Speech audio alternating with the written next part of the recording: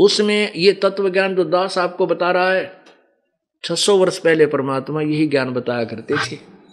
लेकिन इन अनाड़ी, इन कथित विद्वानों ने केवल एक संस्कृत के ज्ञाता को विद्वान और महर्षि मान लिया जाता था। एक भाषा का ज्ञाता विद्वान नहीं होता। जिसको संस्कृत आती है उसको इंग्लिश नहीं आती तो इंग्लिश में अविद्वान है, जिसको तेलुगु नहीं आती तो अविद्वान है, जिसको पंजाबी नहीं आती वो बेशक संस्कृत से परिचित हो अविद्वान है, उस भाषा में अविद्वान है। तो केवल एक भाषा के जान लेने से महर्षि नहीं बन जाता, वो संत या महंत नहीं बन जाता। अध्यात्म ज्ञान से ही संत और सतगुरु की उपाधि प्राप्त होती है।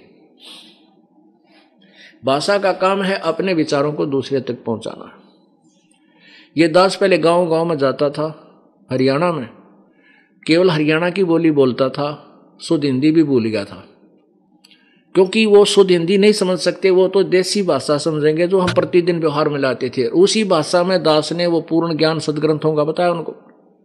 तो जिसका परिणाम आज समक्ष है कि अनपढ़ से अनपढ़, बूढ़े बूढ़े बुढ़िया भी इस ज्ञान से परिचित न। किसी से बात करके देख लो, 2 मिनट में सुना देंगे आपको, उंगलियां पर रट रखा है।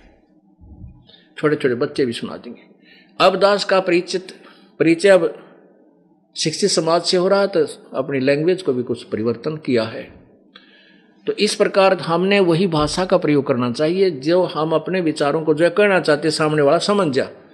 अब ये अनपढ़ बैठे हैं और मैं इंग्लिश बोलूं या संस्कृत बोलूं, क्या तो बना?